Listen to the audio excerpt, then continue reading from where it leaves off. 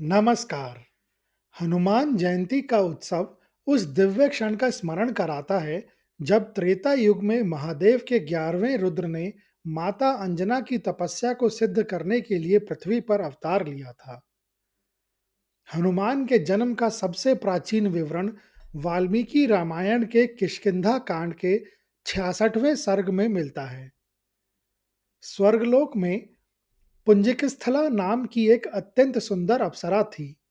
एक बार अनजाने में उसने एक तपस्वी ऋषि के ध्यान में बाधा डाल दी। क्रोधित होकर ऋषि ने उसे शाप दिया कि वह अगले जन्म में वानर बन जाएगी और तभी मुक्त होगी जब वह भगवान के एक अंशावतार को जन्म देगी। अगले जन्म में पुंजिकस्थला ने वानर राज कुंजर की पुत्री अंजना के रूप में जन्म लिया। उनका विवाह कपिराज केसरी से हुआ। विवाह के पश्चात अंजना और केसरी की कोई संतान नहीं थी। संतान प्राप्ति और श्राप से मुक्ति के लिए माता अंजना ने मतंग ऋषि के निर्देश पर श्रेयमुख पर्वत पर भगवान शिव की घोर तपस्या की। वह वर्षों तक निराहार तप करती रहीं। उनकी अनन्य भक्ति से प्रसन्न होकर भगवान शिव ने उन्हें वरदान दिया कि वे स्वयं उनके पुत्र के रूप में अवतार लेंगे।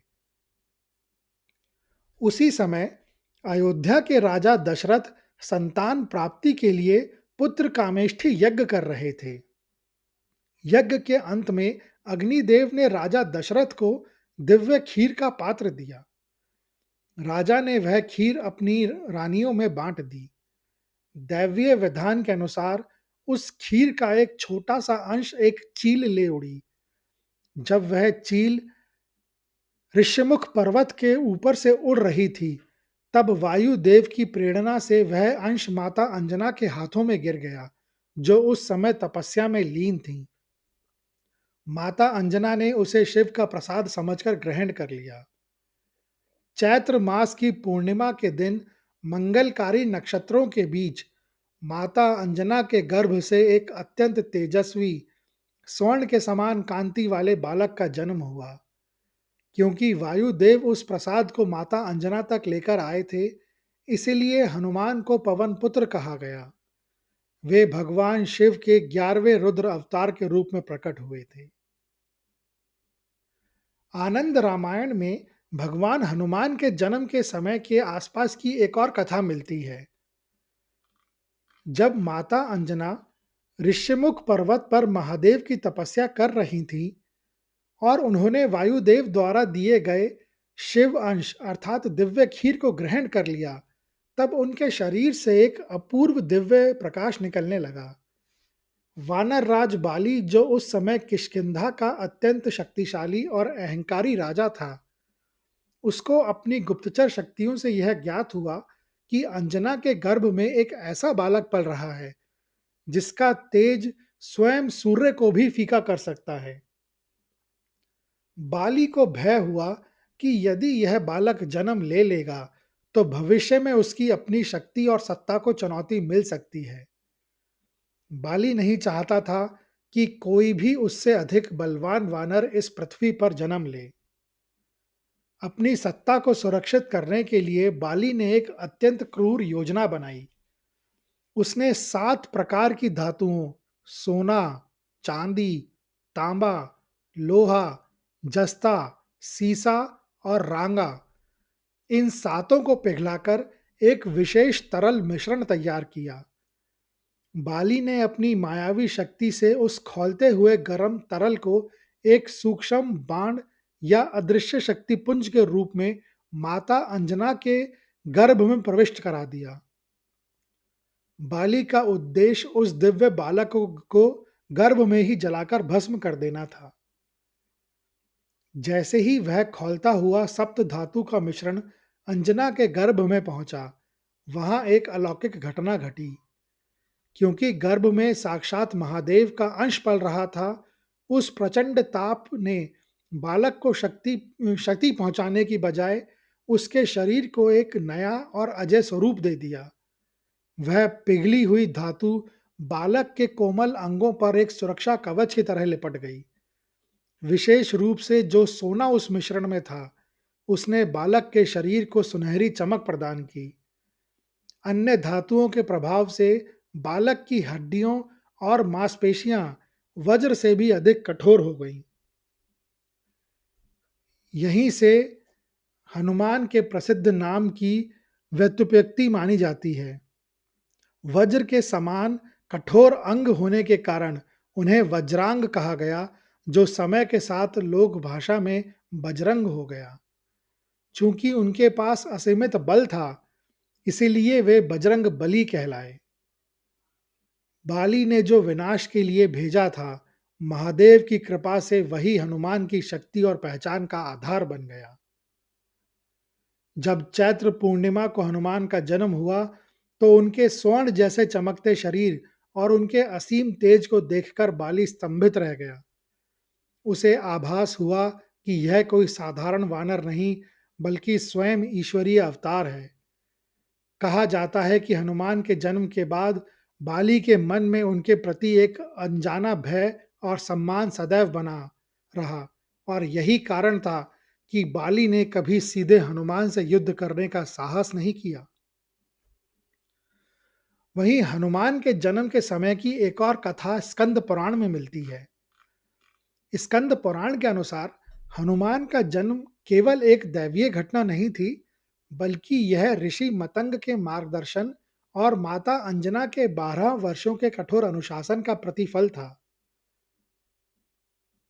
वानर राज केसरी और उनकी पत्नी अंजना संतान न होने के कारण अत्यंत दुखी थे। वे अपने कुल की वृद्धि और एक तेजस्वी पुत्र की कामना के लिए मतंग ऋषि के आश्रम में पहुंचे। मतंग ऋषि एक त्रिकालदर्शी महात्मा थे। उन्होंने ध्यान लगाकर देखा और बताया कि अंजना के भाग्य में एक ऐसा पुत्र है जो साक्षात महादेव का अंश होगा, परंतु इसके लिए उन्हें अपनी इंद्रियों पर पूर्ण विजय प्राप्त करनी होगी। ऋषि मतंग ने उन्हें पंपा सरोवर के निकट स्थित मतंग वन में जाने का निर्देश दिया। उन्होंने एक विशिष्ट पर्वत बताया, जिसे आज अंजनाद्री अर्थात अंजना का पर्वत कहा जाता है। ऋषि ने माता अंजना को वायु भक्षण व्रत का पालन करने को कहा, जिसका अर्थ था कि वे अन्न, जल या फल का त्याग करके केवल वायु के सहारे जीवित रहेंगी। मतंग ऋषि ने उन्हें महादेव को प्रसन्न करने के लिए एक विशेष सिद्ध मंत्र प्रदान किया। माता अंजना ने मतंग ऋषि के आदेशानुसार पर्वत के शिखर पर बैठकर तपस्या आरंभ की। यह तपस्या 12 वर्षों तक चली। वे शीत, ग्रीष्म और वर्षा की परवाह किए बिना एक पैर पर खड़ी होकर महादेव का ध्यान करती रहीं। उनकी इस निष्काम भक्ति को देखकर वायुदेव अत्यंत प्रभावित हुए और वे स्वयं माता अंजना की रक्षा करने लगे, ताकि उनके प्राणों को कोई संकट न आए। अंजना की भक्ति से द्रवित होकर साक्षात भगवान शिव ने उन्हें दर्शन दिए। महादेव ने कहा, हे अंजना, तुम्हारी तपस्या और मतंग ऋषि के वचन सत्य होंगे। मैं स्वयं तुम्हारे गर्भ से जन्म लूंगा और युगों युगों तक भक्तों का कल्याण करूंगा। उसी समय, जैसा कि अन्य कथाओं में वर्णित है, वायुदेव ने महादेव के दिव्य तेज को माता अंजना की अंजलि में स्थापित कर दिया।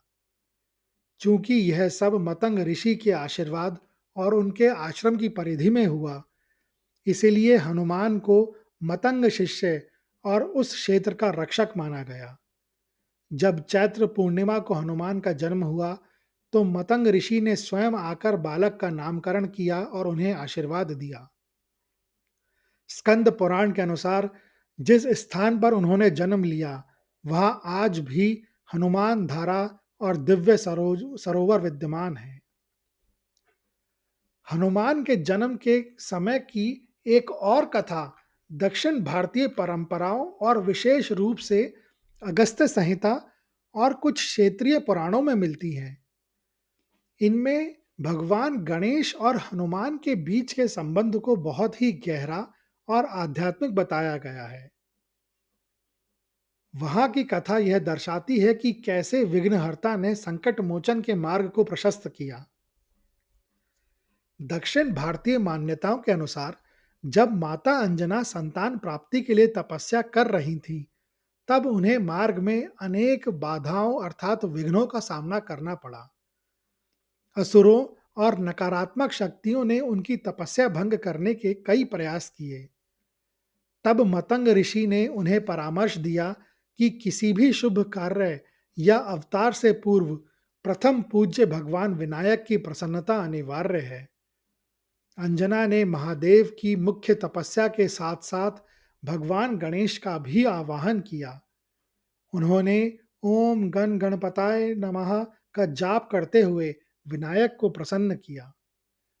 भगवान गणेश माता अंजना की भक्ति से अत्यंत प्रसन्न हुए और उनके सम्मुख प्रकट हुए। विनायक ने उन्हें वरदान दिया, हे देवी, तुम्हारे गर्भ से साक्षात महादेव का अंश जन्म लेगा। मैं उसे अपनी बुद्धि और सिद्धि का आशीर्वाद देता हूँ। वह बालक न केवल बलवान होगा, बल्कि समस्त विद्याओं का ज्ञाता और बुद्धिमताम वरिष्ठम अर्थात बुद्धिमानों में श्रेष्ठ कहलाएगा।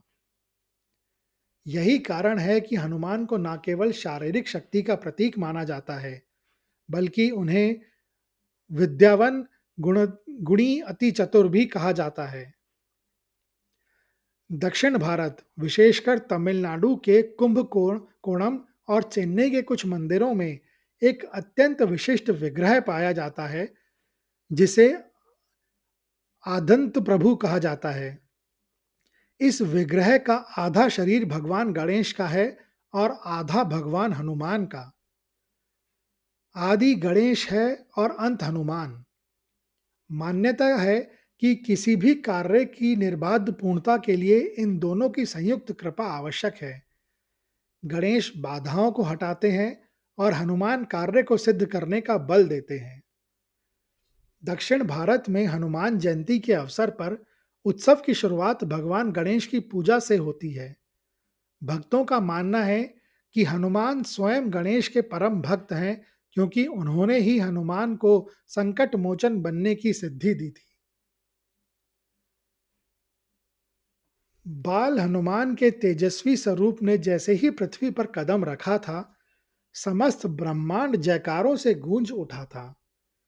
वह केवल एक वानर बालक का जन्म नहीं था, बल्कि एक ऐसी अमर चेतना का प्राकट्य था जो काल की सीमाओं से परे चिरंजीवी बनकर भक्तों के हृदय में वास करने वाली थी। हनुमान जयंती का यह पर्व हमें स्मरण कराता है कि जहां अटूट विश्वास और निश्चल समर्पण होता है, वहां स्वयं ईश्वर को भी भक्त की गोद में बालक बनकर आना पड़ता है।